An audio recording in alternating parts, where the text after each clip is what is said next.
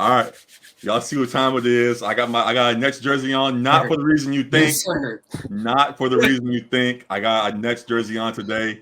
Alec got his Russ jersey on, and we're joined by our boy Matt, our Boston expert, amongst many other things as well. Very glad to have him. It's going to be a great episode. A whole lot to talk about. We're going to get to the Nets things, as I said, as well as the Lakers finally getting a W. There's a little bit of the Rams talk from last week, as they have had a tough week, and Chargers and all that stuff, as we always do. And then our hymn zone for Halloween weekend, and all of that should be great. And we're going to end on our quick picks. So a lot of stuff on the way. Thank y'all for tuning in. Like, rate, resubscribe, all that good stuff. Follow us online, IG and TikTok at section.300. Follow us on Twitter at section sports. It's your boy G with Alec and Matt. Welcome back, y'all. Let's get to it.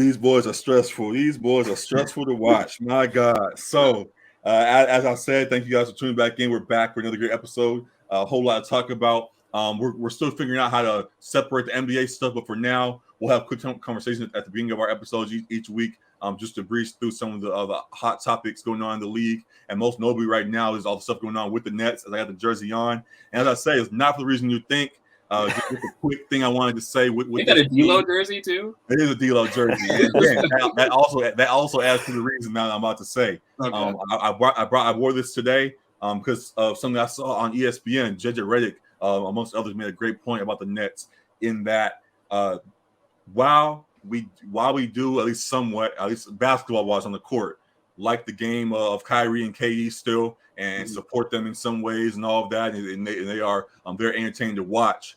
They stripped the Nets of their culture. Nets had established a great culture as they were rebuilding that team post Matt in that Celtics trade with all the Paul Pierce and KGs and all the folks that tried to be there for a little while.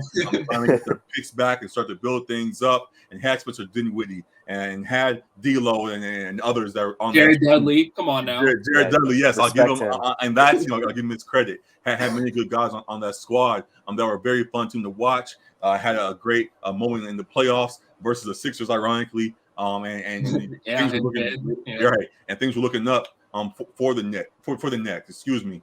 Right.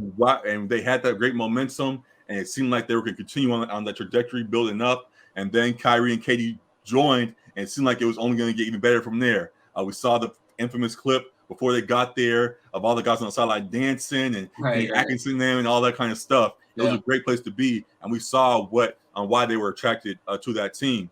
Kyrie and KD get there, and all of that immediately, basically, is stripped.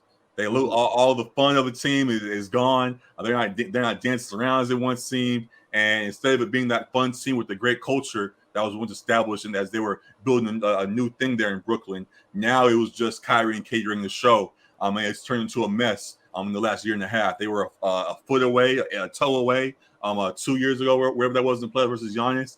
But since then, things have really gone awry. As KD had trade requests, Kyrie was seemingly out of the door, but they're now back. But it's all a mess.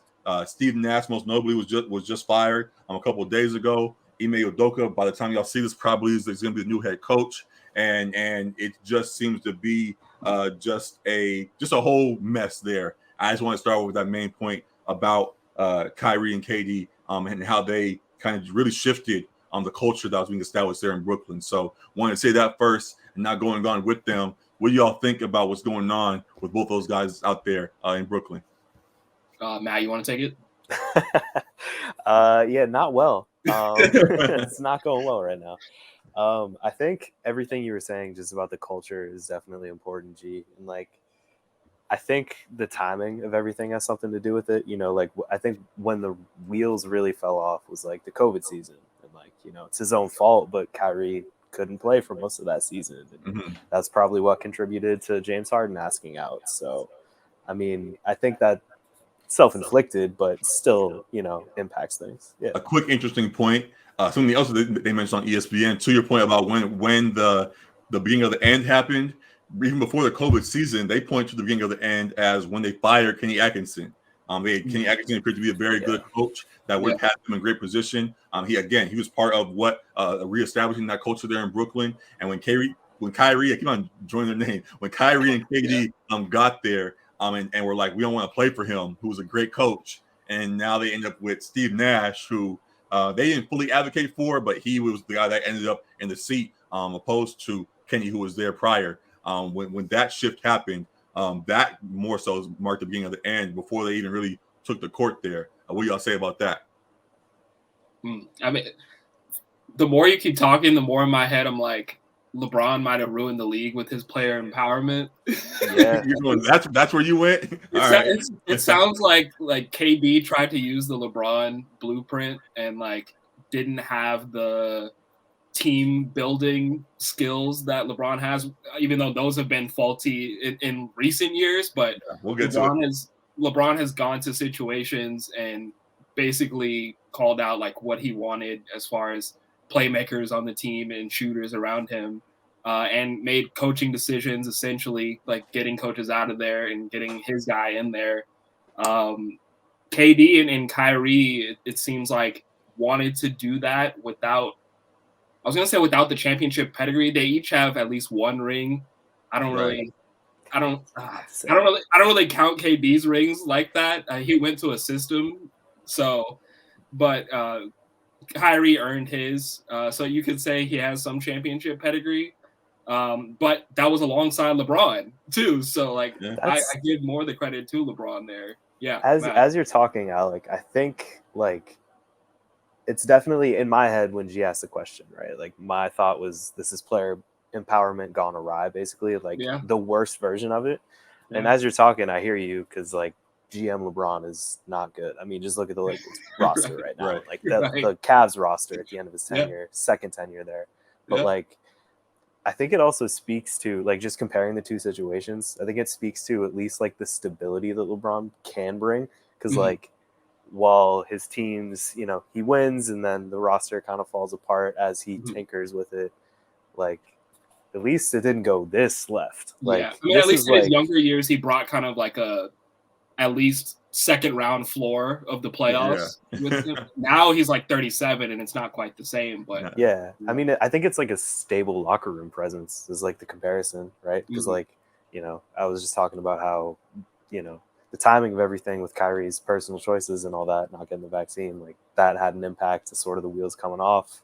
And, you know, that's kind of locker room stuff. Same with, you know, I think a lot of, I don't know, I don't want to say how he was answering at his press conferences, but like, you know, if it's a tighter locker room, maybe some of the other players like try to stick up for him more in certain situations, but you have a guy like James Harden asking out, you know, completely. Just like, I don't want to be a part of this. Get me out of here. Yeah, so, as G said, like it's not really a basketball thing because we think individually KD and Kyrie are still elite in what they do. Like they're still getting their 30 plus, but they're still losing games. So it's not about them individually as basketball players. It's more about the chemistry. And Kyrie was talking about when they hired Steve Nash, like we don't really need a head coach. Like right after he got hired. Yeah. So like it was kind of doomed from the start once KD and Kyrie were like, we're homies, so let's just go take over this team.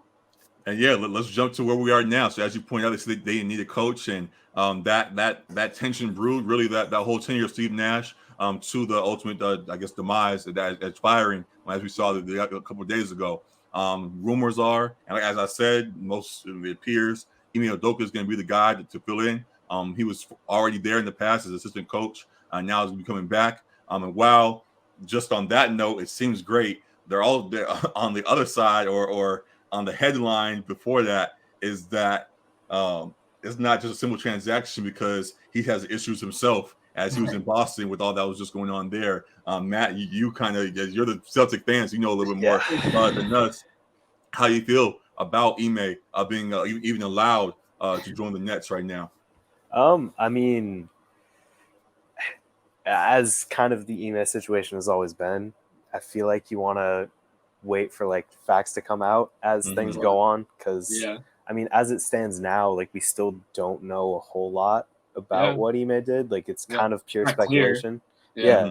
So, I mean, it's hard to say, like, just given, at least based off of how the Celtics have handled this, I think, like, I definitely don't want to see him coach a division rival. And just looking at it from a basketball perspective, I don't like that we don't have him coaching the team this year. But, you know, Joe's doing a fine job. But back to Ime himself, like, whatever it was serious enough to warrant the suspension. And, you know, yeah, it feels a little slimy for the Nets to, you know, immediately go to him, but he is an incredible coach. And like to the player empowerment stuff we were just talking about, I feel like he's, at least from that last year, like he seems like a no nonsense kind of coach. Like, you know, I don't know if he's gonna make Kyrie shut up and dribble exactly, but like I think he's no one gonna make Kyrie exactly not a soul. Yeah. You know, I don't think he's gonna go that far, but I think he's probably still going to be a good coach if he ends up being hired there. Yeah. Like, you know? Is it hypocritical though for the Celtics to allow him to go coach the Nets or to coach anywhere, because they had suspended him for the year as it seemed it was supposed to be a punishment for him. And to only 10 games into the season, we're like, okay, you can go over there and get paid and coach and do whatever you want over there now. Our whole suspension for the year, we're just going to let that slide. You can go do what you want elsewhere. Do you think it's hypocritical that even allowing him to do that? I think what the most hypocritical part of it would be if they end up getting compensation back for him. Like that's sort of been the theory as to why the Celtics didn't just fire him in the first place. But then at least from like the tweets when they were coming out that day from Woj and Shams, like they made it seem like the Celtics aren't going to be asking for compensation anymore. So like, I don't know if I would exactly call it hypocritical, but I think they probably, if this is how things are going to play out, they probably should have just fired him, like, you know, right when all that stuff came out. That was going to be my point. Because I was like, well, first off, justice for Stephen A. Smith, because he was saying immediately when this happened, he was like, theorizing that the Celtics didn't fire him because he might go right to the Nets. And now it's looking like he's going to go right to the Nets. Got proven right immediately. But yeah, I didn't understand why they didn't just fire him. Like at this point, because like suspending him for the season was an internal thing. Like it wasn't like a league-wide thing. So this could have happened at any point. He could go coach anywhere. It seems like they've said he can like discuss freely with other teams or whatever. That was the language used. Very confusing about that. But to the Nets, I guess another question about hypocrites. Are the Nets hypocrites themselves for firing Steve Nash 10 games into the season after basically fighting KD all offseason about him staying with the team? Yeah. I mean, it's a mess over there in Brooklyn. Clearly, you don't know, like, because of the player empowerment aspect of it, I don't really know, like, who's in charge, like, who has the loudest voice in the room, like, in that executive room, even. Is it Sean Marks? That's the GM there? I think so, yeah. He was saying, because he was just interviewed, I think it was yesterday, and he was like, we haven't made a decision yet as far as, like, who's going to be the head coach, but, like, it seems like all answers point to Ime Udoka at this point. And they're just kind of denying or delaying the obvious. But yeah, I don't really know like who's driving the car right now, like for the Brooklyn Nets. Honestly, I think the problem with that is like 4 different people think they're driving the car. Right. Like, Kyrie is going to always think he drives the car. Right. But like, I think, because honestly, to me, what feels like what happened is, you know, Josai and Sean Marks, you know, the executives let the players come in and kind of drive the car for a little bit. Yeah. And then they wanted to be like, okay, now you got to give the wheel back. And no, they're not giving the wheel back. They don't even think you asked it for the wheel back. You know, like it's, and like also another hypocritical angle of this, because I think the Nets are hypocritical, certainly for the Steve Nash thing, because like this is why I think it's kind of mostly egos at play, and then different people thinking they're driving the ship. Like obviously Josiah has the most power out of anyone, other than maybe if you say KD and Kyrie can just not play. Sure. But you know, like it seems like he didn't fire Steve Nash immediately because he didn't want to let KD have all that power. But now we're not even a month into the season, and oh man, Kevin's right. Oh no. Maybe I'll shoot him a little bit of bail in seeing that like they did get Ben Simmons, who didn't play a minute for them last year, and then maybe they're like, let's see like what it looks like with adding Ben Simmons on the defensive side, because we've been Swiss cheese like all our years with KD and Kyrie. Maybe we'll give Steve Nash a little bit of time, but then they didn't even really give him that much time this year either. So it does look, to your question, G, it does look kind of hypocritical when that's part of why KD was asking out, we believe, to then make the move after, 8 games? 10 games. Yeah, something like that. If I can double down on calling the Nets hypocritical, I'm going to go with Joe Tsai specifically, because when I think it was probably the biggest day of controversy around Kyrie's anti-Semitic remarks, or the anti-Semitic movie he shared. Joe Tsai tweets out, I'm not going to read the full tweet, but he just had a single reply to it. It's still his most recent tweet. This is bigger than basketball. And then they haven't formally hired him. So, I can't fully pin it on him yet. Right. But now it seems like they're going to hire Ime Udoka, who's suspended for not even necessarily off the court stuff. Like, it wasn't happening while he was coaching, but it was happening at work. Like off the court in the building. Yeah, right. Yeah, exactly, G. So, I don't know. It's all a mess there, and we'll see how things continue to play on. And that's only one part of it. As you guys already kind of pointed to, there's also a thing with Kyrie. He just posted an apology in response to, as Matt pointed out, the video that he shared on his Twitter the other day, which got a whole lot of backlash. And all we've seen so far is just that, I guess, apology that he posted today. But he didn't get any punishment for it. It doesn't seem from outside. And there doesn't appear to be any suspension or anything on the way. But I will ask, I guess, since there hasn't been anything yet, does Kyrie still need more punishment for what he did? You want to take it, Matt? That's a tough question. I know that's a tough one, but I'm just throwing it out there. You can take it wherever you want to take it. My gut tells me yes. Like, I feel like even just a game suspension would have like, I think it would have meant a little bit more, because he even played right Kyrie likes to take work off, though, so I don't know how much. Right. I mean, who knows? It might. But, I think a one-game suspension, because specifically the game he played after sharing that, he didn't speak to the media. So I think specifically in that instance, it would have made sense, like, all right, you're going to cause all of this shit for the entire organization and then not speak to the media after the game. Like, let's just do a game suspension. Like, then we can get our apology in order and all that. But just like a complete suspension would have made sense there to me. I think anything beyond that, it gets into like a dangerous territory when comparing it to like actual like crimes and violence, the suspensions at play there.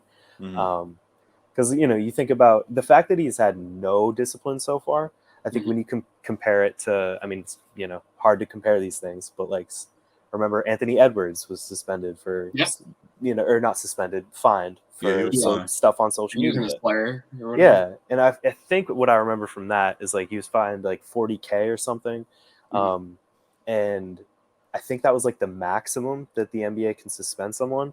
So maybe or fine someone rather for like off the court stuff like that. Right. So I don't know if they thought that was, especially with someone who makes as much as Kyrie, if that was just like such a weak fine for him that why even bother? But I think something, Yeah, that's a good point. And too, I think because this isn't like the first time, even recently, like he's like put something out on his platform or said something that was unsavory at best. He had the instance where he was promoting a theory that like Alex Jones had recently, which it was an old theory, but like still the messenger matters. Well, and the theory with that one, if I can, I sometimes dip my toe into political conspiracy, even though I hate Alex Jones. But that theory has like incredibly anti-Semitic roots in itself. Like, that was also anti-Semitic. I don't, not on its face the way this video was, but like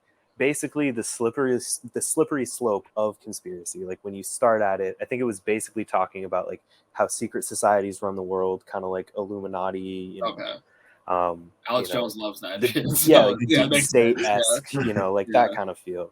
Okay. And like there is a very slippery slope from that to like all the Jewish people control entertainment or money or whatever these people say. Like it's sort of like a starting point, and it's the messenger then in that context being Alex Jones, who's also infamous for this stuff and much worse. Yeah, I mean, you're riling up a potentially violent base of people too. Like we saw, separate from sports, but Kanye riling up Nazis as well. Like there's already some anti-Jewish sentiment that lives beneath the floorboards that isn't always like talked about still. So it's dangerous when you have this type of rhetoric with your platform. He was trying to say that he wasn't promoting it, but just by posting it to your platform, you're in a sense promoting it. So like you can't dodge it like that and then claim the like free thinker excuse. Like this is multiple instances where you've posted something that a potentially disenfranchised group is feeling targeted by. So like I feel like they shouldn't fully let it slide as it may appear they have.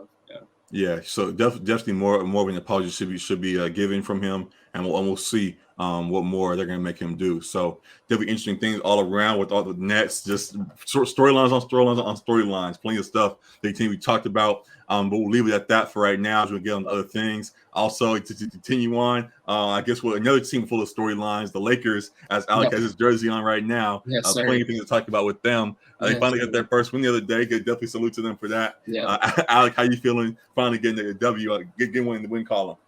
Yeah, that was good to see. I mean, we talked about in the previous episodes how this first 10 games or whatever was going to be rough. And we saw it was the extreme version of rough when they started off 0-5.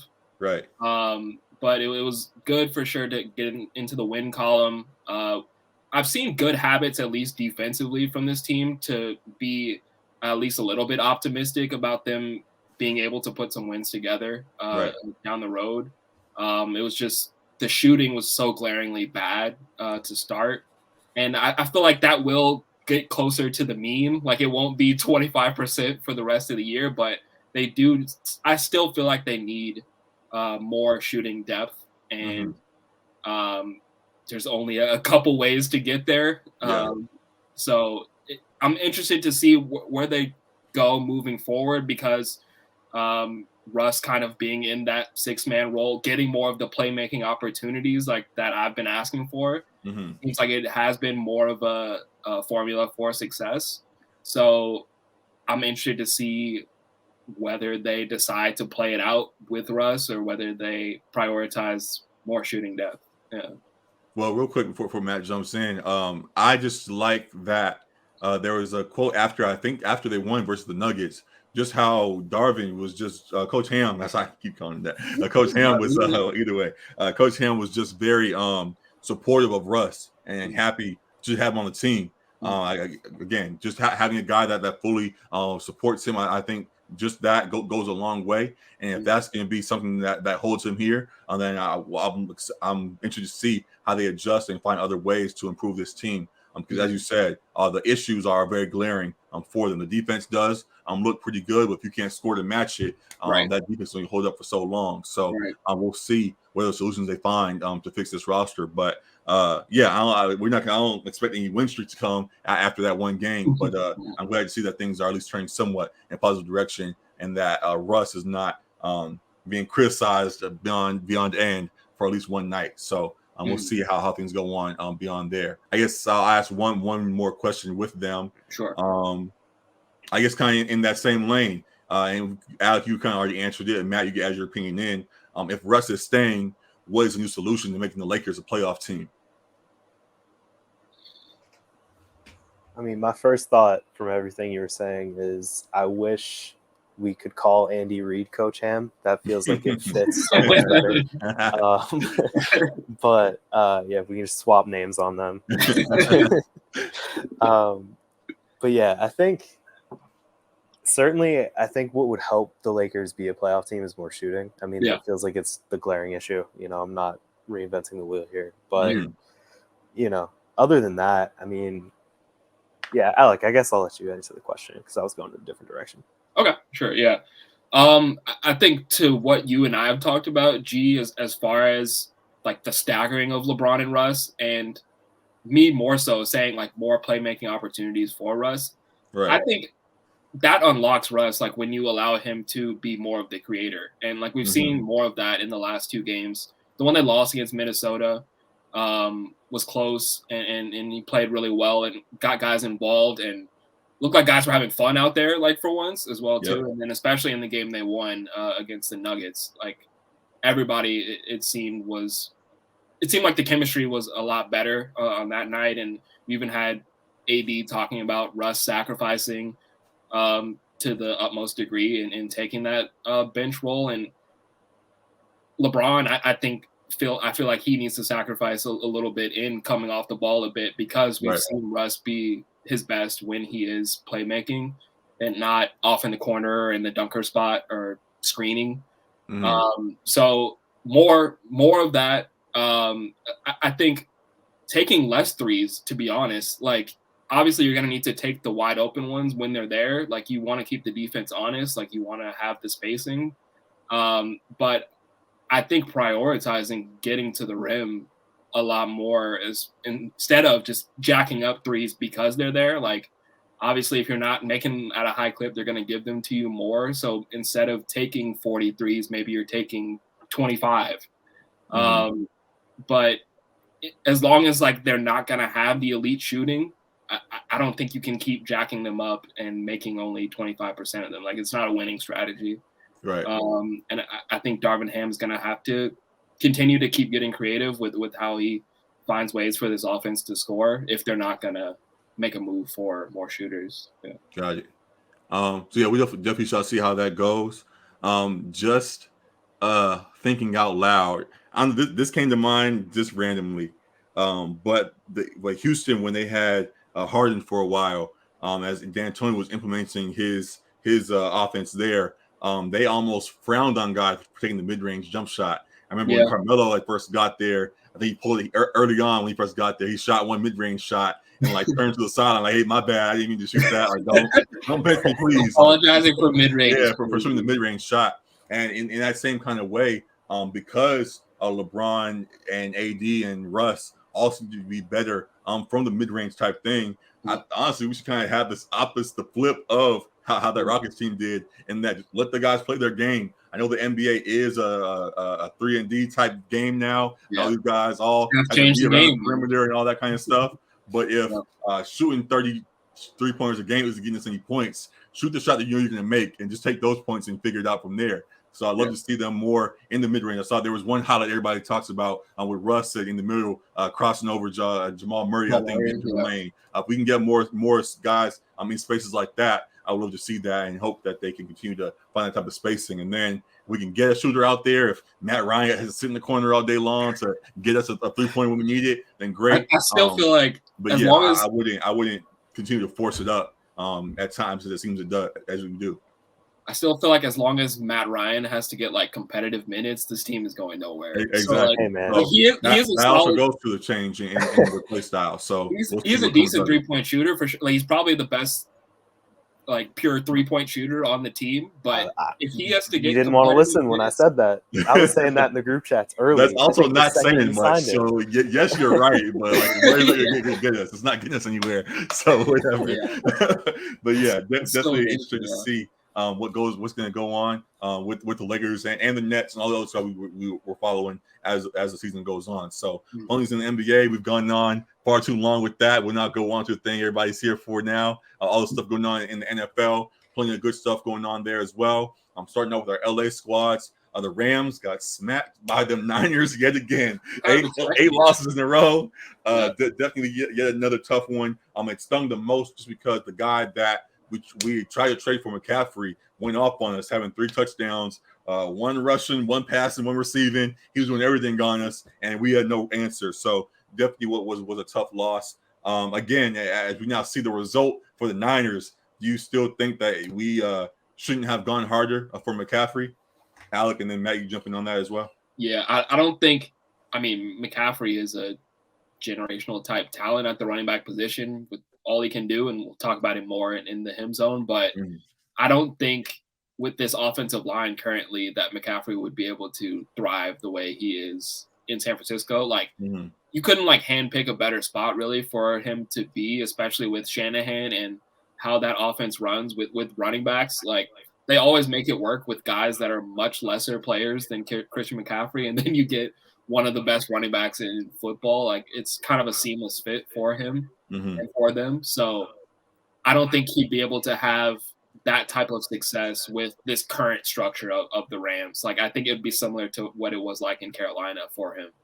So I don't know that going harder for him, other than playing keep away, would have done much for the Rams as they're currently constructed with this porous offensive line.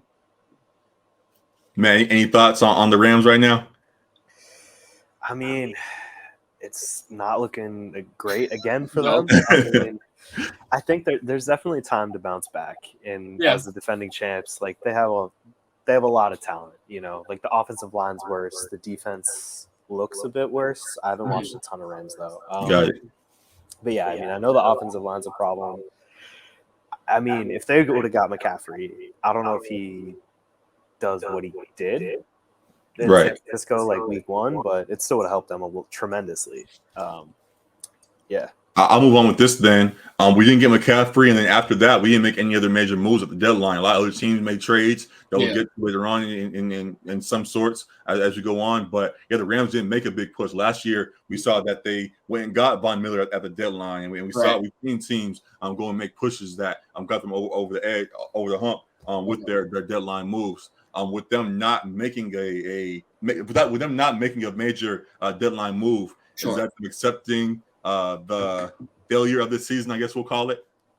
I mean, at that deadline, if I'm the Rams, I probably would have prioritized an offensive lineman, but I don't know who really would be like there to target. Like, because I'm not well versed as far as offensive linemen and of course who's prioritizing that. I'm not either. So as well as like their money, because of how they did say F them picks and went and spent on players, like I don't know what their cap looks like as far as like who they can acquire. Potentially they can still go after OBJ, and I think that's almost like a necessary move at this point, to one, play keep away, but also get Stafford another target out there who he already has some chemistry with, because he's been spamming Cooper Kupp, like we've said, and that's like good to an extent, but like it's not winning you games. Like they're still getting their numbers, but not getting W's. So if they were to make a move, it would have been prioritizing an offensive lineman, but I don't know who was out there and if they were able to get that type of deal done like at the trade deadline. I'm gonna do it one more time. I asked this to Matt. As Alec mentioned, they F them picks last year and used a lot of their draft capital to invest in a big push last season to go get a ring, which they luckily did achieve. Again, folks are glad that they got that. But now seeing the result after the fact, it's definitely gonna be a rough ride for them this season, and who knows how it's going to continue on going forward after that. So Matt, I'll ask you first. Again, asking, is one ring worth sacrificing your future for? I mean, I'm gonna say yes. I was like, yeah. I don't know, because if it does, like the worst case scenario, and obviously time will tell on the Rams if it's worth it or not. But the worst case scenario is like bad cap, like they've paid money to guys that they either aren't using, like Allen Robinson, or aren't playing up to the money, like maybe Matt Stafford so far. That could be the injury, to be fair, but it could go very badly. And like with football, this may just be coming off of my first team's kind of losing season. It's not fun to go through every Sunday, so I'd almost rather at least have an entertaining product, for the whole time, than just like one shining star of a Super Bowl, and then just everything crumbles. Yeah. I'm in the same boat. Oh. Okay. No, go for it. Yeah. I was going to say I'd much rather have a consistently entertaining product rather than one ring and then the team falls apart after the fact, as we kind of see with the Lakers as well. So it's kind of a common trend. But yeah, I think. I thought you were going on to something else. Here's what I say. Go ahead. Okay, because I was going to say, I'm glad you made the point about the Lakers and basketball, because I 100% say, yes, it's worth it. I wouldn't for basketball, but for the NFL, I would, because you don't really see teams put together dynasty type teams like in the NFL, minus the Patriots. Like that's very rare. Like you could say it with the Kansas City Chiefs, but even still, like with all the winning they've done, they only won one Super Bowl, like in that 4-year window that they've been great with Patrick Mahomes as the starter. So I think it's 1,000% worth it to go for the ring, because teams don't repeat really. Yeah. And it's hard enough to win one in the NFL. So like I think it's 1,000% worth it to go for it. Where I was going to go next is this. I think situation matters in that if there's a team like, let's say, for example, who's bad right now, the Carolina Panthers, if they wanted to say, let's find a way to just get us everybody, Odell, everybody, get over here. We want a ring. We're going to invest in one season. Carolina, our fans have been dying for a ring. Even if we got to get a bunch of mercenaries to do it, let's get everybody in here and let's go get a ring, and we'll do that. And they'll celebrate that ring for the next 20 years or whatever, even as things fall apart or whatever. Yeah. In a place like LA here, where, yes, the ring matters, but just consistent success matters just as much. It's like, yes, there are fans that hold on to the ring. They're happy to see it. But also there's a lot of fans tuning out right now because the Rams are playing bad. So if they had a consistent winner, I think that if they were a team that consistently winning games and still putting entertaining things, games on the board each week, even if they didn't win at the end, if they had a product year by year that you knew was going to be the funniest to watch, I think that would be better in this environment. Even then, one ring, as great of a moment as that was last year, that they achieved. So, as we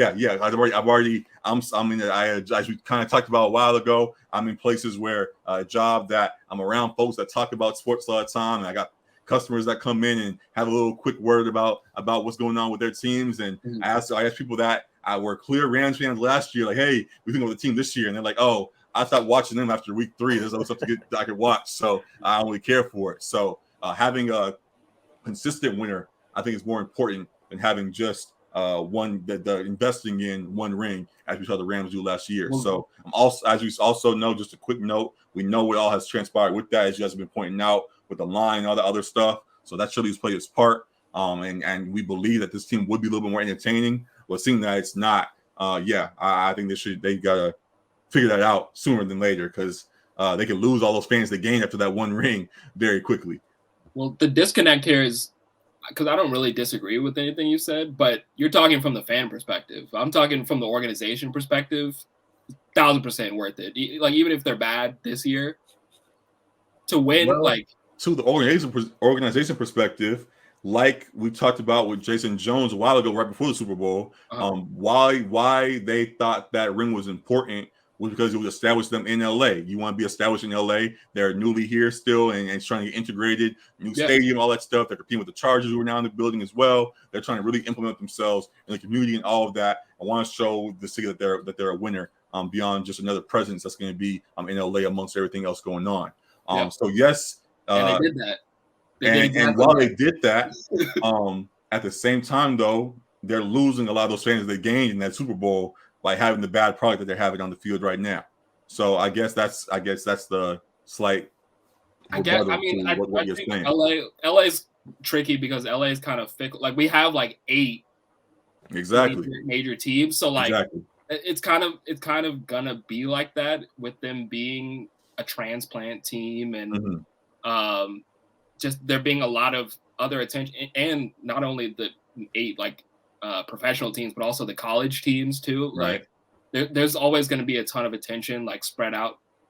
So like, winning is ultimately going to matter for all the sports as far as keeping the eyes on you. So yeah, like I think it's important to try to build a winning culture, but I don't think they were like seeking to go all in and not build a winning culture. Like, after that, I just think some of the moves they made, I guess guys kind of fell through the cracks, and like a Andrew Whitworth also, like they're sorely missing him in his retirement, and just a couple like margin pieces that sometimes championship teams don't really realize how important they were to winning. Like I think of like the Mavericks when they had like all those guys and won that ring with Nowitzki. They didn't resign a few of those guys and then went to shit like right after. Right. I think it was just like a couple bad calls, I guess, from the managerial side as far as building this roster. They thought Allen Robinson was going to be that guy to like supplant Robert Woods. Stafford just doesn't see him. It's crazy for whatever reason. So I don't think like with them going in all in for last year, I don't think they like intentionally took their foot off the gas like after they got the ring. I think they were trying to continue that trend, but I hear you. Just made a couple missteps. Yeah. Got it. So moving on from that, as we've been going, at least I got to clip the Chargers. I mean, gosh, because the Chargers continue to have their ups and downs and have been struggling. They're another team that like the Rams didn't make any major moves at the deadline. But at the same time, they have another injury bug has kind of swept through that squad. I believe they lost a lineman already. Mike Williams is now going to be out for a month, I believe. Keenan Allen might be back. We've been saying that for a few weeks now, though. And things have just continued to go awry for that squad. Though they have high hopes early on each year. Also with that, we kind of talked about it last week as Alec made his point about Burrow over Herbert. But the pendulum was trying to really swing the opposite way on Herbert, and now everyone's trying to really pile on saying he's overrated. So it became go back and forth with them as media and fans do with folks, and definitely some interesting times for the other LA squad, as people call them right now. The one question I will ask about them is we have other things to get to. The one question is, will the Chargers still this season make the playoffs somehow? Yeah, I was going to say, like, they're still in the playoff hunt. So while they have had their struggles and they have been getting a lot of criticism, especially Staley, deservedly so, and then now Herbert, as the narrative is slightly flipping a little bit. I think like they still are in a decent spot as long as their guys are healthy, and that's really the main issue. Like you just saw J.C. Jackson go down. Keenan Allen's played like 1.5 games, 2.5 games this season. Mike Williams was banged up. Continuously the injury bug continues to hit them. So I think staying healthy is going to be a key for them, but I think they will be good enough to be one of these top 7 teams in the AFC by year's end. I agree with you on that. They have to beat whatever the curse is on them. Like they have to beat that. But that's my issue. Yeah. I think that's the real problem here. Yeah. Because this feels like, I mean, this obviously isn't like the best iteration of, these Chargers that we've seen in the last like couple decades, but this is kind of it feels like the story of those old like Phillip Rivers, LT, Antonio Gates teams. Like they have all the talent. Obviously they have all the talent, but due to, I don't know, you could say coaching maybe this year, or like I remember one year for them, it was like the offense was number 1 in the entire league, the defense was number 1 in the entire league, and then special teams was dead last. Like, and that killed them. There's just always something wrong. So maybe it's a curse. Who knows? It has to be a curse, because I feel like even like when they get super close to, like the injury bug bites them again too. Like, didn't like Phillip Rivers play on like a torn ACL or something? One of those. I believe so. Yeah. Like, you're right.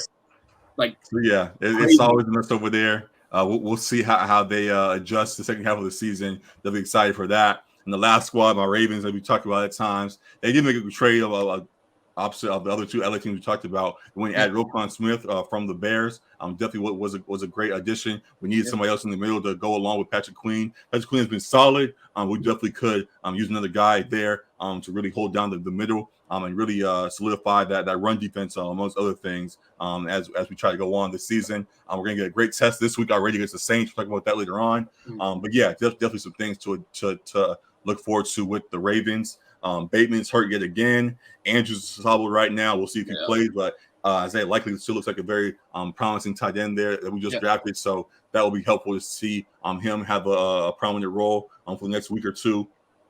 But yeah, outside of that, while we're going to see an upgrade from Isaiah likely, like I said, we didn't actually go and trade for any receivers at the deadline. There was on the table. Brandon Cooks thought he was going to get traded. Rumors were the Cowboys and other squads. Jerry Jeudy was on the table and things like that. Chase Claypool did get traded to the Bears. Right. And things, there was a little bit of movement, but the Ravens did not go and get one. And that has, we've been talking about for a while now, continued to be the biggest issue. So the one question I'll ask is, though we did add Roquan Smith, the Ravens will not make a Super Bowl until they get a true wide receiver one. Yes or no? Yeah. I'd say yeah. Yeah, quick yes to that. I wanted to ask you a question, just as more of a football guy than I am. How feasible would it be for the Ravens offense to shift towards like more 2 tight end sets like in there? Because clearly Likely is a talented player. We've done that a couple of times before. When Andrews first got there, we had Hayden Hurst, I believe that was, and things went pretty well. We didn't really have anybody on the outside just yet. I think that was when Marquise Brown was first getting there and getting established. And though he was decent, it was very helpful to have those 2 there. I think going even before that, Nick Boyle, I think, who still I believe on the roster, was there as well and looked very promising. He's more of a blocking tight end and things of that nature. So, especially in a run-heavy offense, that definitely could be useful. But for whatever reason, we've just leaned more on the brilliance, I'll say, of Mark Andrews and allowed him to be that main tight end there, and then bring in other guys sporadically or just in more so blocking roles. So I think that could be a thing that, as we see Isaiah likely unlocked the next couple of weeks with Andrews possibly out, that could be something we move towards more so in the future. But yeah, right now they haven't really committed to that. So I do think that could be the first solution until better receivers are found, because we also mentioned we got Deshaun Jackson. I haven't seen him at all yet, so I forgot about that. I don't know what's going on there. Coach. But I'd much rather see them lean more on their tight ends than, I guess, right now, than try to feed these receivers who have still been struggling. So yeah, we'll see how they continue to adjust going forward. I mean, to answer your question, G, like I think the wide receiver one would unlock a lot for Lamar. Like even you just look at like 2 teams being like the Packers and the Dolphins, kind of in opposite, situations. Like the decline that Aaron Rodgers has had since losing Devontae Adams has been really stark this season. Yeah. And then when you look at Tua, like he gets a guy like Tyreek Hill and is able to hit another level. Like some of that might be, his development, but still, like they're looking better than I expected coming into the year. So I think in a similar type way, just throwing another comparison, Jalen Hurts already looked solid with great potential last year, just with Devontae Smith and whoever else was out there. Now you have AJ Brown there, and they're Super Bowl contenders now. They're clear front runners, and you saw what AJ Brown just did this last week. I'm sure we'll talk about it more coming forward. But having that clear number one definitely will go a long way.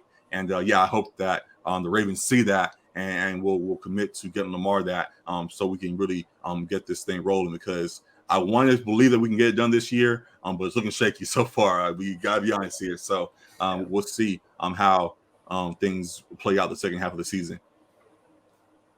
So that's it with the Ravens. The last thing I'll ask, we did all of our main things, but with Matt here, I'll add in a quick question about the Pats.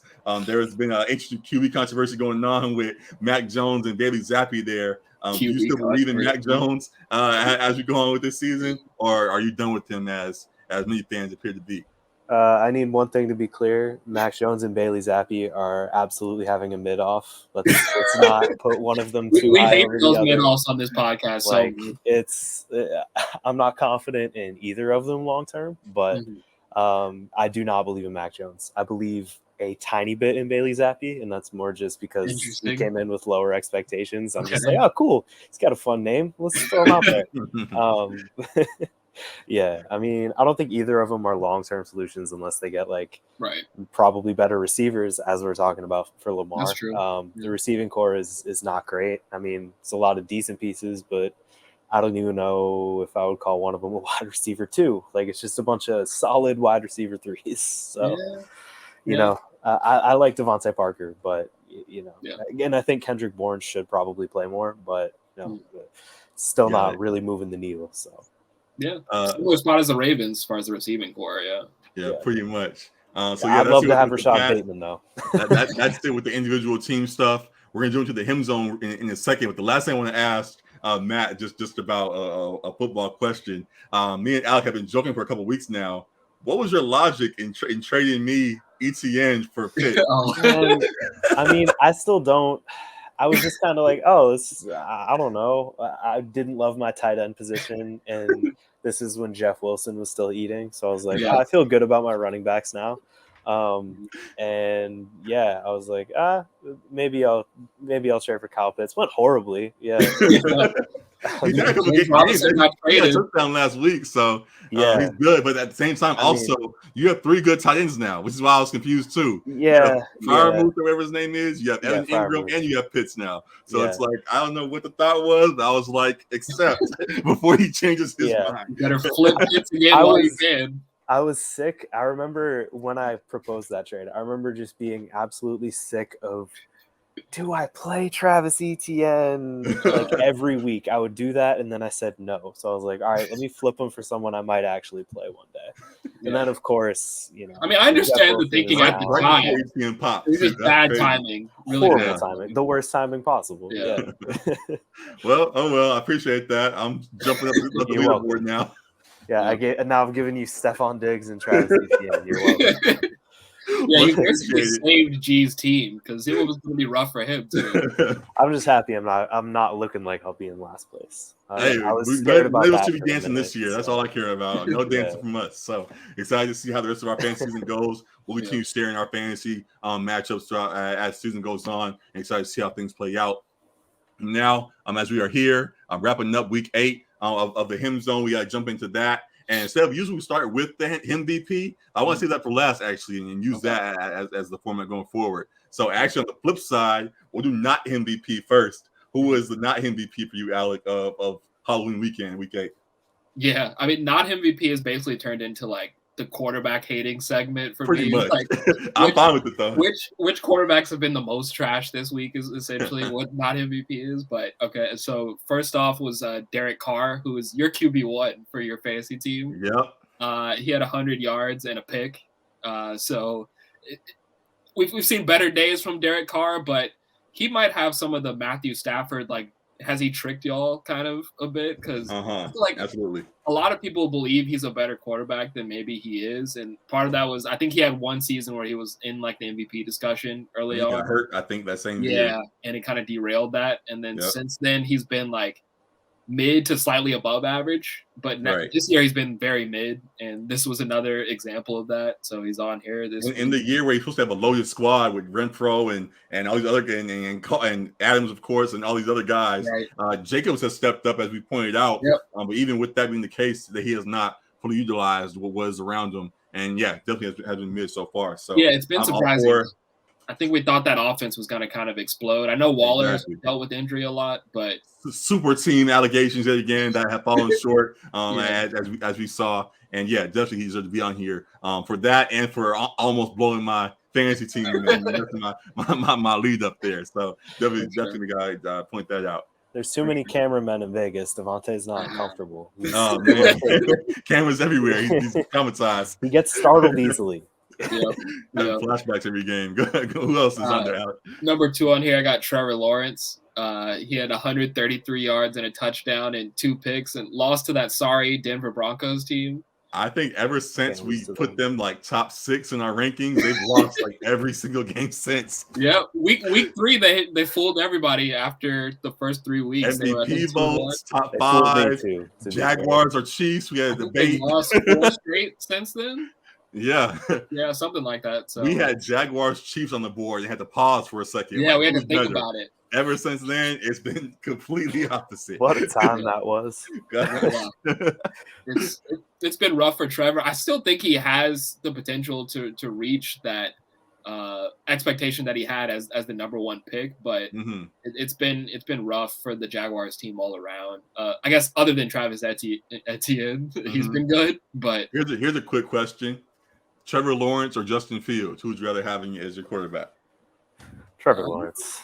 I'd still No disrespect to Fields, but I think a lot of that is situational in Jacksonville. That's interesting. It is, but like, I feel like Fields has been doing more with a little bit less. That's fair. I think it's all situational with Trevor. Like, I think he showed up to a situation where Urban Meyer lived in the house, and then when Urban Meyer left the house, he just left a dead fish in the air conditioner. So now it just still stinks of him. Doug Peterson's a solid coach, though. Super Bowl winning coach. Yeah. I mean, the 4 straight isn't get good. him some help. I mean, he's not the best help, but there are good receivers there. There's a good tight end there. There's a very good running back. Multiple running backs were there. And they just have not fully put together yet. And they did for a moment, and then it's falling apart. Wow. Admittedly, I don't watch. With Chicago was supposed to be bad all year long, and they just keep overperforming. Even the losses, they woke up on Monday night. They at least look decent. The Patriots unlocked the Bears, apparently. Yeah, right. Who knew? We can call different plays for Justin Fields to allow him to run a little bit. Yeah. Who would have thought? Yeah. So, I might lean Fields in that. I'm going to say Fields right now. That's a fun one. We'll see how that plays going forward, though. But anybody else in not MVP list there? Yeah, a couple other mid to bad quarterbacks. I got a couple. Kenny Pickett. You were calling him Kenny Beats earlier this season. I haven't heard much of that lately. He had 191 yards and a pick and another losing effort. They really didn't have a shot against the Eagles, so I don't really hold that against him necessarily. No, that defense, real quick, as it is, he did that, and then I think he talked bad about the team afterwards in the press conference. I think he said like, we gotta get more in our playbooks, and we haven't been studying enough, or something like that. I'm like, dude, a couple guys have been talking though in that Steelers locker room. Najee Harris has been talking a little bit. These are not the Steelers of old. These are not the same Steelers as before. So 4 hours of independent study for everyone. He maybe has potential to be a starting quarterback in the league, but I don't see much more than that.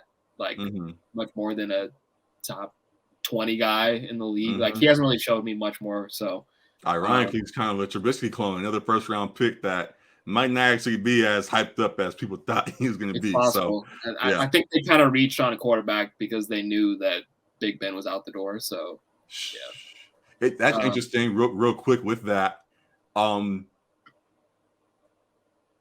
Obviously, we see how it's playing out, but would you, knowing that they are a class away from a great quarterback class, I think this quarterback class, this draft, looks very promising.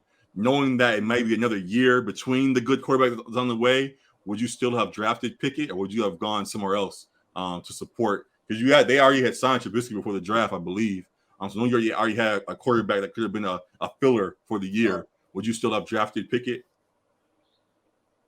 Aren't there? There's supposed to be a couple guys in this year's draft. Like, is CJ Stroud not in this one? Okay. Stroud, and I think Bryce Young, I believe, is in this one. Will Levi, I think his name is, from Kentucky and things like that. So what I think that look much better than this last class already. Yeah. In hindsight, probably would have been better to just stick with Trubisky and be bad. But what I think they were caught up in was like still trying to compete, still trying to get Tomlin like to that at least 500 record, like as he has done in all his years of coaching the Steelers. So I think it was like a little bit getting caught in between and trying to still be a competitive football team, not wanting to have a bad QB for a full season and win 5 to 7 games or whatever. But it's looking like even with Pickett, it's going to be the similar ending to the season. So they fell victim to the narrative too, because he's from Pittsburgh also. The story all lined up and all that stuff. So I hear you, but we'll see how they adjust this year. As someone who we always bring up, it might be a Josh Rosen situation where they drop another quarterback and swap him out instead. So we'll see if they do that. So I'm still wishing the best for Josh. I didn't mean to shoot him like that. Just saying, for sure. Situation like that in the past already. Like Matt said, as far as situations, I'm always pounding that drum for Josh as far as like him having the worst situations of any rookie QB that draft class, and then getting traded to another tanking team. Every step of the way. So I'd still like to see him get a shot. I don't know if that happens ever again. Davis Mills was my last one on here. He kind of... You didn't even say mine. Good. You said him last week, but what'd you say? Zach Wilson played terribly this week. Yeah. I can't believe he's not in there. He still had some like decent like counting numbers, but he also had like the 2 or 3 picks. But he threw for 300 single-handedly lost the game. Touchdowns too. So a couple guys just had worse days than him. He's not beating the allegations either though. Zach Wilson's on the radar for sure. Yeah. But Davis Mills kind of had some of that last year, that hype that Mac Jones had a little bit too, where it was like these guys are unwarranted hype. Managers. Is that what you're saying? What'd you say? Unwarranted hype? Yes, essentially they were like talked about like elite game managers almost. And like, I was on the Mills train for a second. Davis Mills was talked about as the best rookie quarterback of the class last year too. Right. So I don't think he's on that level at all. He's had a pretty pedestrian season this year for Houston. He had 152 yards, a touchdown, and a pick. He's had a lot of these games essentially. Like that's the Mac Jones special. They're basically the same QB to me. So yeah. It's rough out there. You don't want that. You got another name, or is Zach Wilson the one? No, Zach Wilson was the one. I mean, It felt like, because he did have decent counting numbers. He had like 350 yards, but it felt like whenever the Jets had a little bit of momentum, he was just like, he just killed it. Here, the Patriot. Would you like the ball? Yeah. I'm done with this. I'm bored. But yeah, and then my other one was, we talked about it earlier, but myself as a fantasy manager, after taking another loss in the wake of that. Just you. Me, I'm putting myself on the list. That's funny. All right, fair enough. I respect that. You're gonna bounce back though. Hey, keep your head up. Still like the roster, but I've been tinkering too much. Life's rough. Definitely fun stuff there. More fun things on the way, as I have best costume. It was Halloween weekend, as I pointed out, and a lot of guys really stepped up to the plate. Number one, I think we have talked a whole lot about Stranger Things. Myles Garrett showed up in a full Vecna. They did a whole breakdown of mask for Monday night. He had a full costume with the whole full design and all that kind of stuff. Scared Joe Burrow with the costume. Scared Joe Burrow, as he has done a few times now. I think he had last year or 2 years ago, he had the tombstones, all the quarterbacks he sacked on his front yard. This year, like with Stranger Things, when Vecna would like go and like snap somebody, he had Joe Burrow up hanging from his house, like he was about to snap him, like he was in Stranger Things. So very nasty stuff. And then he went out and played very, I guess, Vecna-ish and snapping that Bengals offense. I'm holding them down to enough for the Browns to get the victory. So definitely salute to him there. Another great one I saw, Brian Burns showed up as Denzel from Training Day. Love the Training Day fit. That was very cool. I had to salute him for that. And then another cool one, Donovan Peoples-Jones showed up as a Black Power Ranger. That was exciting. I ain't seen a whole lot of guys go full costume like that. So I wanted to just point it out. He was up in the game doing the Mighty Morphin and all that stuff. I as someone who was a Power Ranger fan as a kid, definitely appreciated that. So salute to a corny king for sure. Definitely a corny king. And then the same way, outside of NFL, one I had to mention in NBA, Matt Grant Williams had the full Batman outfit. That was great. I'm not saluting that corny king, but that was I'm standing at attention for that. That was a fantastic. He full character, voice was all changed and stuff. All of that. Jason Tatum was like, "What are you doing?" Man. Jason Tatum was like, "What are you doing?" Dude? I mean, that was the best part of the whole thing. But that was great. Did the whole thing in the Batman voice. Our first NBA nominee, Grant Williams. I'll give him the number one pick, I guess, for best costume of Halloween weekend. Definitely some fun things there. Another thing moving on from there, just creatively, we got some more trick play type stuff this week that I was very glad to see. I'm going on to best play, as I like to point out. Jimmy G to McCaffrey to IU, the double pass. Like you mentioned, McCaffrey passed, caught, and ran touchdowns. His pass play was very creative, and definitely excited to see how the Niners continue to utilize him in that offense. And that play definitely stood out. similarly, or not fully similarly, but just another creative play. Lamar versus the Bucks on Thursday night had a nice play where he did a fake dive, option play to Gus Edwards down the middle. He pulled back and scrambled trying to find somebody, and our new stud tight end Isaiah Likely was running around the back of the end zone, and caught a real nice toe touch grab there in the back that definitely deserves some acknowledgement. And then two more that are kind of on the funner side.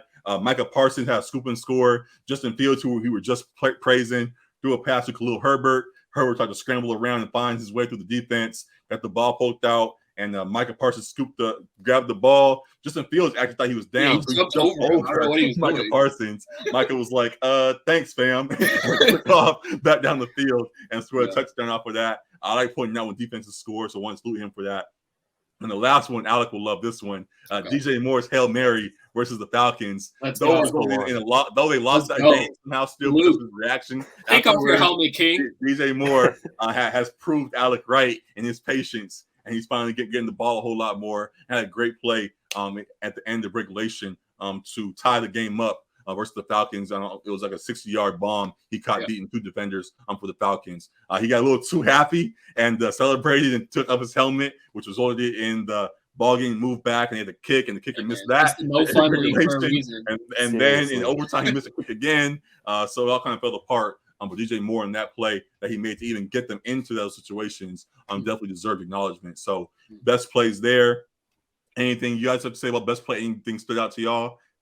Just with that last play you mentioned, shout out to PJ Walker, because I think it was like the longest touchdown pass in like one of the last 10 years or so. It was like 70 yards through the air or something like that. So, okay. Yeah, it seemed like it was a bomb. So they would salute to him for that. Salute to him. They're going to continue to roll with PJ Walker over Baker Mayfield. We're seeing the XFL guys get their shine. Definitely love to see that. XFL was just announced. Also, a quick note that they're going to be coming back. I ain't see the LA Wildcats in the new team lineup. So I don't know who we're going to pick. We'll get back to that another day. But excited that they're going to be back for that. I'm excited that guys from that league are making it to the NFL and making their impact felt as well. So salute to PJ Walker for that. Then my last thing is best celebrations, and the Eagles had a couple. One was a team one, they stomped the yard one. They all got in the line and recreated that scene from Stomp the Yard. They all did the introduction and stuff and dance and all of that. Very, very cool there. Another one that I had to point out wasn't necessarily a celebration, but was worthy of being mentioned here.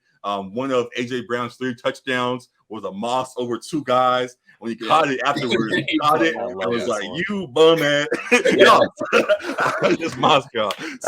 That's the best one of the week. Guys do that, though, resulting in a flag or whatever. Love to see guys really flex after making a really courageous, superb plays as he did. So salute to him for that. And then in the spirit of Halloween, Kenneth Walker, who's been eating now. Glad you held on to him, Matt. I tried to get him early on. You didn't want to give up on him. Yeah. Kenneth Walker got in the end zone last weekend. Did the Thriller dance and the MJ one. He's been pretty creative with his dance moves and all that in the end zone lately. So he might continue to be a repeat guy here. So a lot of chances. And then a funny one at the end. The Vikings I scored one time, and when they scored. Or I think it was a pick, maybe. Whatever the case was, the defense all ran to the end zone. And when they ran to the end zone, the whole team was doing it. There was no sync at all. No. Patrick Peterson was playing a video game. Somebody was doing TikTok dances. It was just a complete mess, but it was funny to watch, and they had a fun moment there. So the Vikings and their mess of a celebration is my last one. So definitely great things there. So those are some fun, just extra things to watch as you watch each week. Definitely great there. We'll get back to the best dress and all that stuff going forward, but definitely some fun costumes and things that we saw this week in the Halloween spirit. So great things there, great plays and all of that. And then lastly, most importantly, Alec, who's your MVP of Week 8? Real quick, I'm just going to note the Lakers are up 12 at halftime on the Pels, and I think Russ has got like 11, 6, and 7. So beautiful. Continuing the same trend. That's what I like to see. Yep. Hang the banner. Right now. Do it. Halftime. For this week's, try to get through this quickly. Yeah. Although there were like 15 guys that could be on here. Yeah. Get your top 4 and we'll pick. It was a booming week for a lot of guys. Like if you play fantasy football, like teams were close to 200. because guys were going off. I would have been CMC. close, if not for Derek Carr. I should have put Justin Fields in, but I learned my lesson. Hey, you traded Brady for him, so yeah, whatever. Whatever.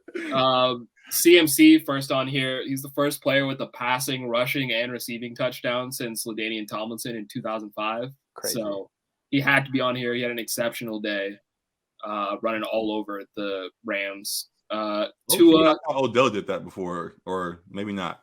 No. Okay. No. He probably didn't do like the rushing, maybe. I don't know. But he's definitely done throwing it. Go ahead, you're good. My bad. Tua had 382 yards, 3 touchdowns. Okay. Matt mentioned him earlier, just him getting unlocked with Tyreek and Waddle. Tyreek's been insane too. Incredible. But yeah, Tua back healthy and cooking once again. Derrick Henry, he owns the Houston Texans. Like he should have stock options or whatever they get. He's had 200 yards and 2 touchdowns against them the last 4 meetings, and he did it once again with 219 and 2 touchdowns. Love to see it. Insane day. True workhorse. Kamara, 158 all-purpose yards, 3 touchdowns. Finally, truly popped off. Low key, I think that's why we trade for Roquan Smith. Seeing him play like that last week, we're like, oh, maybe we should go get somebody that can slow him down a little bit. One player, 1 week. I don't know if it was that. They're real ugly if we don't get somebody to stop him. So yeah, I salute to him for that because he scared our team a little bit. It seemed he popped off. He scared the Raiders too because they were afraid to stop anybody. They're afraid of everything. So that was whatever. And then AJ Brown, who you mentioned, he had 156 yards and 3 touchdowns, so he was dominant. And I throw on here Tony Pollard, Donta Foreman, Tyreek. Tony had to be in there somehow. And DJ, like I said, you could be like 15, 20 guys this week. Yeah. So Donta was my pick. I watched a fair amount of that game. It's just because he's on your fantasy team. Oh, yeah. But I watched a fair amount of that game. That's why he was watching so close.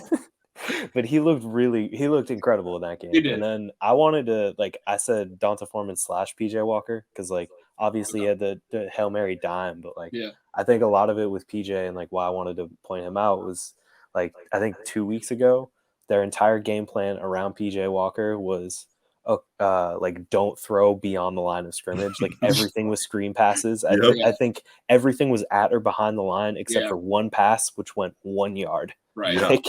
And then 2 weeks later, he plays a great game, leads him to a win, and throws one of the farthest passes we've seen this year. Yeah. So, Real quick, we give a lot of praise to the Panthers. They lost that game. There's no one. They shouldn't have. They shouldn't have. Won that game in regulation. But with no acknowledgement for the Falcons of anybody, Kyle Pitts, Mariota, or anything. Hey, no, Kyle Pitts was in the not him last week, so I think Kyle Pitts needs some love this week. We'll throw him in there. You got it. So I'll leave it at that. I'll pick Derrick Henry as my pick. Alec, But between him and CMC, I'd probably say Derrick Henry. But CMC was kind of historic too. So either one of them, I'm fine with. And then Matt, who's your guy this week? I'd probably go CMC. Got it. Okay, Derrick so Henry, here we can football. A lot of guys balled out. Love to see it, and definitely was a great week 8. So love to watch that. And now we're moving on to week 9. Last thing of the episode, whole lot of good stuff we talked about. Who you guys have been enjoying it all. Here for the last thing to discuss. Week 9 quick picks. Definitely another fun week of football going on. And we're gonna mix in a couple just fun questions as well for you guys to see what you guys think. That we'll throw in there as well. So let's do it. Week 9 quick picks Thursday. Eagles at Texans. Eagles at 14 points. Who you got? I got the Eagles. Eagles. Quick question. The Eagles are still undefeated right now. Will they win over 15 games this regular season? Their schedule is very light, and it's been light to this point. I'll read it real quick, the rest of their schedule. The rest of their schedule is at Houston this week, then versus Washington, at the Colts, versus the Packers, versus the Titans, at the Giants, at the Bears, at the Cowboys, versus the Saints, and then versus the Giants to end the season. I'll say they'll be under, probably 14 though. Got it. Yeah. You read that, and I was thinking undefeated. So I think in the division play, like there's probably a couple of games you lose in division play, especially like I think the Cowboys get them on the second go around probably. Right. Or the Giants just hold the ball for like 45 minutes. It's time of possession killers. And then the Titans maybe could get them as well too. Got it. But yeah, they've faced a lot of light teams to this point. So I think they are going to come against some better competition, but they will be cream of the crop in the NFC. Got it. I'll take the over and say they will find a way to get over that 15. They will go get like 16 games there potentially and only lose just one game potentially in that last stretch. So definitely going to be interesting to see how that plays out. Fun stuff there. Moving on to Sunday, Chargers at Falcons, Chargers at 3 points.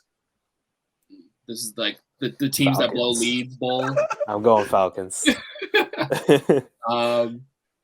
You said, I'll go Falcons too. I'll go Falcons. I want to think the Chargers like one more time. If they blow this, then we'll see. Moving on, Dolphins at Bears. Dolphins at just 4.5 points. I'll go Dolphins. I'm gonna go Bears. Okay. I'm gonna go Dolphins. Another quick question: smarter deadline deal: Chubb to the Dolphins or Claypool to the Bears? Chubb to the Dolphins. You say smarter deal? Yeah. Yeah. I think they're both good deals. Like I think they're both smart deals because I think the Bears needed another receiver too.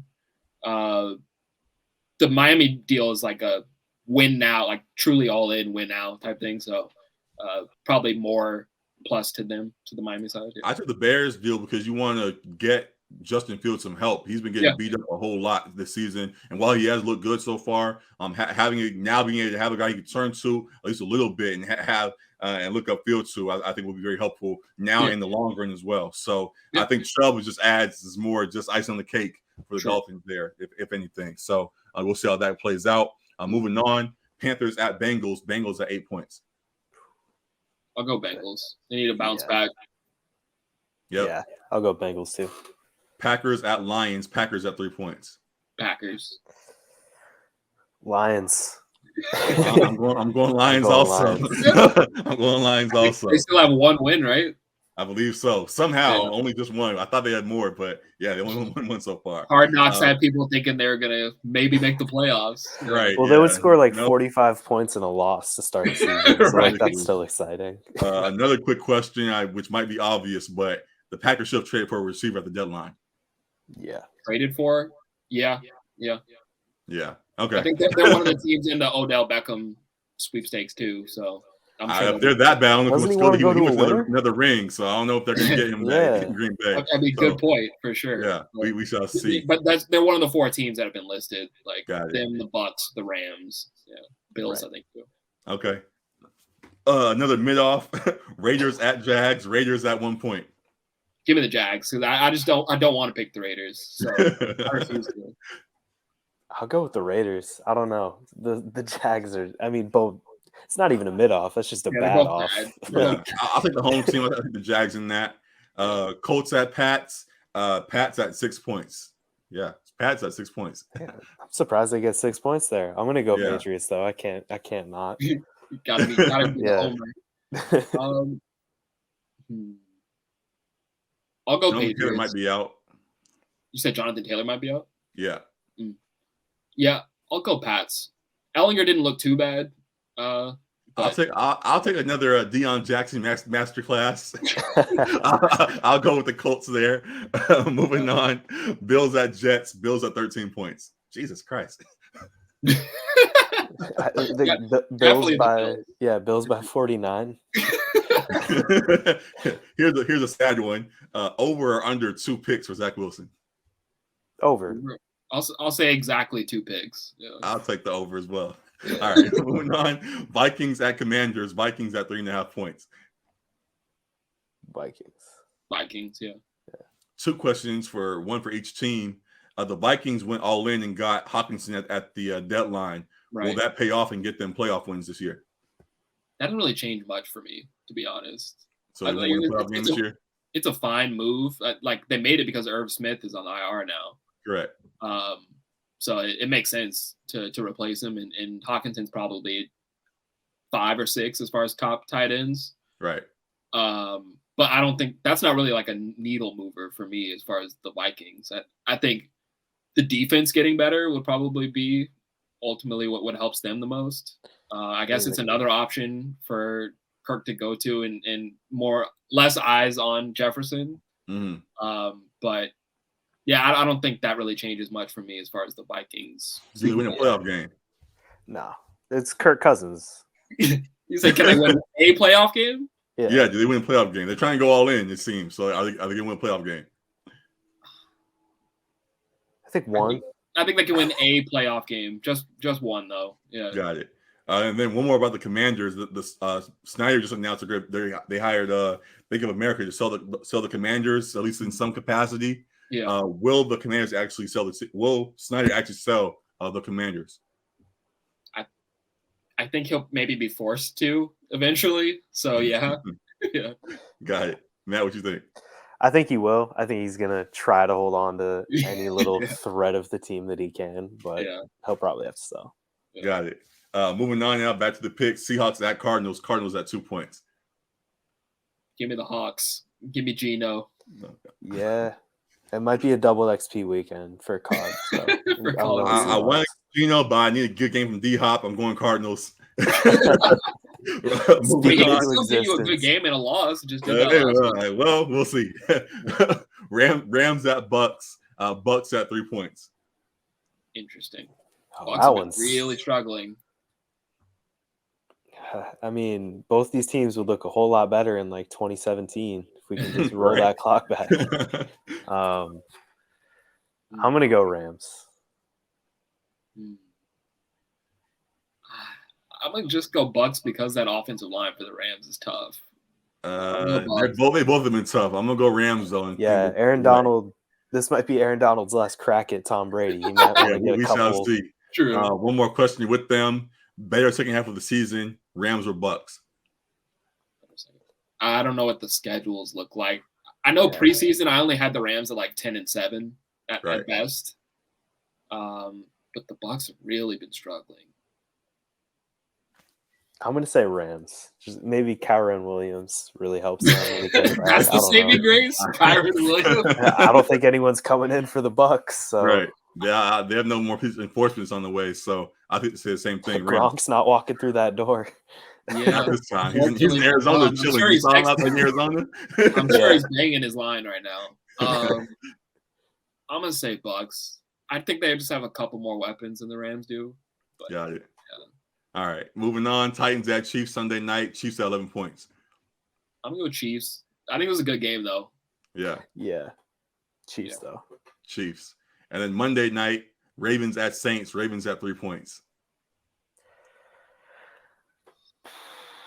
Go ahead and say what you say. I don't know what I want to say, to be honest. I'm saying Ravens, of course, but I'm gonna think on that. I'm gonna be the bad guy just because as soon as you said Ravens at Saints on Monday night, I was like, this is gonna be a stupid Taysom Hill 3-touchdown game. Like I can just see it. Yuck. And so I'm gonna hold my nose and pick the Saints. Got it. Alec, you haven't given the pick yet? I haven't. I'm gonna go with the Saints just because the Ravens are a little banged up. Yeah, I'm going with the Saints. All right. And the last question with that, beyond just the score, more rushing yards, Ravens or Saints on Monday night?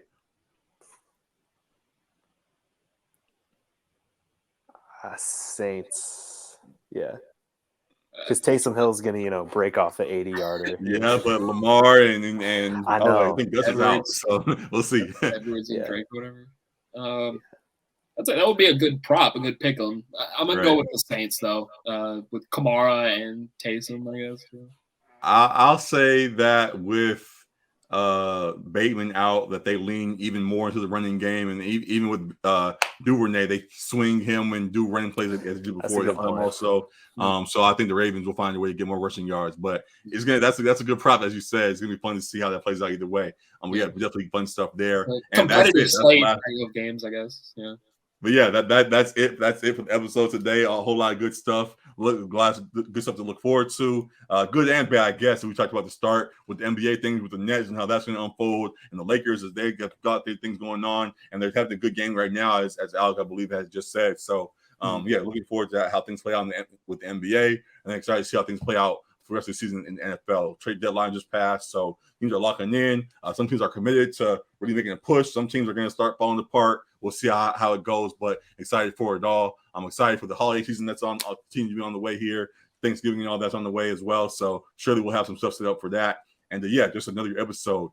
We definitely appreciate Matt for joining us and giving his Boston insight and all of that he provides for us. Definitely appreciate that. And yeah, another great episode in the books, y'all. Anything else you want to say before we go? I don't think so. Yeah, thanks for having me. And Jason Tatum should have had an and one tonight. Game never should have gone to overtime. Hey, that's a good point. I don't know how you get that call. Hey, we got that call. Who? Yeah, Ja.